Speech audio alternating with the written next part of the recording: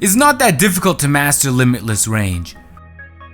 Here in this video, I'm gonna jump in depth to exactly what I do to create jump shots that destroy it from long distance. That's whether you have Hall of Fame or bronze limitless range. It all begins with your jump shot. If you don't have a jump shot that's equipped to shoot consistently from limitless range, then it's gonna be incredibly difficult to do so. So if you don't have a shot that works well, you've never pulled and got green from limitless range, then you need to go back to your jump shot creator and work something out. Now I'm gonna leave a link in the description. I've done videos in the past using my best bases and releases. I've talked about the best jump shots. I'm gonna leave a playlist if you want to go through that, but assuming you already know all my favorite shit, let's keep moving forward. When you're creating your jump shot, your #1 priority is to create a jump shot with the easiest cue. So whether it means the second your feet tap together, or when you get to the top of your jump shot, or when your hand reaches the forehead region, you can have different cues for the way that you like to shoot the ball. Some players are rhythm shooters. I sincerely advise against looking at your shot meter. Ever since 2K17 dropped, I've never once looked at my shot meter to tell me if I made a good release. I only ever look at my player. And so I look at my player, and once the cue hits, I know to let go. So regardless of whatever my shot meter tells me, because it can at times be inaccurate, I know I'm shooting the best shot possible. Now I did a video a few days ago explaining how you can increase that green sweet spot. And so the first thing I would recommend is really you should add Magic Johnson to your release too. Once you do Magic Johnson, no matter what kind of jump shot you have, Magic Johnson makes it really easy to establish a cue. So a spot in your jump shot where the ball holds for a little bit, so you know exactly when you should be letting go of the ball. The second thing, and this applies really to people with Hall of Fame, limitless range, and even to people who don't, if you're trying to pull with the playmaker or a shot creator and you're at the 3-point line, the cue is earlier on limitless range shots. If you're shooting deep from 3, you're not releasing at the same spot you would if you were standing at the 3-point line, because your release looks different because you're shooting from so much further away. And so you have to initially, especially if you're looking for Hall of Fame to shoot from crazy, you have to master your 3-point shot. If you haven't done that, then you don't stand a chance with limitless range, because once you master your 3-point shot, you take a few steps back and you release the ball a tad bit earlier. And the beautiful thing about putting Magic Johnson at release 2 is that you still have a cue. There are a lot of jump shots that once you take those steps back, there's no cue for when to release it, and at that point you're basically going off luck. And so you should essentially be using your jump shot to help make it easy for you to shoot from that distance. The third thing is fairly simple.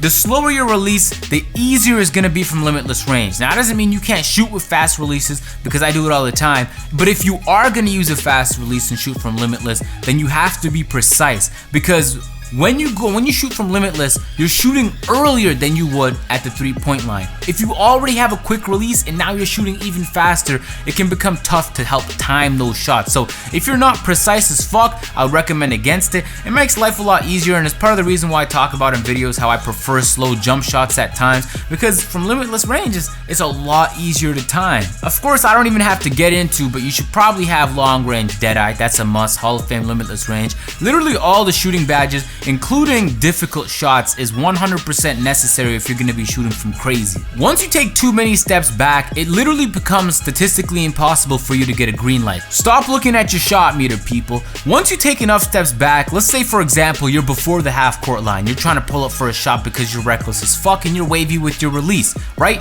If you're trying to do that and you're looking at your shot meter, you're not making your shot, because the further you get away, the smaller your shot meter gets, and it's tougher to shoot with the smaller shot meter because there's not enough room for you to see, was that a really good release? You can't really tell. I sincerely recommend you guys just look at your player and help craft shots, and I've made videos in this past. I'm gonna leave a link in the description and a card, because if you can craft a jump shot that makes life easy for you, it's like you don't even really have to overthink it. You just pull up, and then once you do it enough times from the 3-point line, you take a few steps back and you learn the new cue for limitless range releases, because it's separate cues. Once you do that, you can shoot from literally anywhere on the court. That opens up millions of opportunities for everybody. In my experience, releases that stay closer to the floor, that don't jump incredibly high, are more consistent from limitless range. In my experience, because it's a lot easier for me to find a cue on those releases. On the releases that jump really high, like my A1 base 49 release, those shots are tougher to time, and you really have to have a wavy shot for you to even consider shooting from crazy range using those. One thing that's incredibly overlooked is with playmakers. If someone is setting you a screen and Hall of Fame pick and roll maestro lights up, pull up for your fucking shot. Because that is one of the most underrated badges I've seen in my life, man. I've seen playmakers pull some crazy shit off of screens just because of that badge. And of course, you're either gonna have long range deadeye and difficult shots, etc, etc. But that badge is a fucking must. Now, of course, you guys know it's gonna feel different whether you're playing on the park or the Pro-Am, because there's different sliders, and on top of that, there's more button delay when you're playing on the park. On Pro-Am, for the most part, it's gonna be a lot cleaner. You shouldn't be afraid of ugly releases. In my experience, and I've noticed especially over the last couple weeks, is like if you have Shaq or Duckworth or Magic Johnson or Sean Marion or really any of those horrendous looking releases, 9 times out of 10 they make for a fucking phenomenal queue. So you don't want to make that your release 100%, but if you can throw that and make it a part of your release in the jump shot creator, it becomes a lot easier. And the next thing is probably confidence. Like, this is more of like a pseudo one, but maybe it's just me, but when I'm pulling up for shots, like, I know 100% is going in. Now, statistically, that's ludicrous. I'm not gonna make 100% of my shots, but I just genuinely believe every shot I pull up is going in because I'm that confident in my jumper. And so you're never gonna pull up from deep limitless range if you don't think you're gonna make it. And if you don't think you're gonna make it, you're gonna be so caught up on, oh, I don't know if this is gonna go in, that you're not gonna be focusing on your cue. Just assume everything you put up is gonna go in. Now, obviously, if you're trash at the game, that's probably a bad attitude to have. But when you're nice at the game and you know what shots to pull up for, it's like 100% of the time you never doubt the shot. You just focus on trying to make that shot the best it can be. If you're having difficulty finding yourself a cue, something that I do, and it's easier for me because I have shit to record with, is you can record yourself taking a green release shot and then just run it back to see where exactly you released the ball.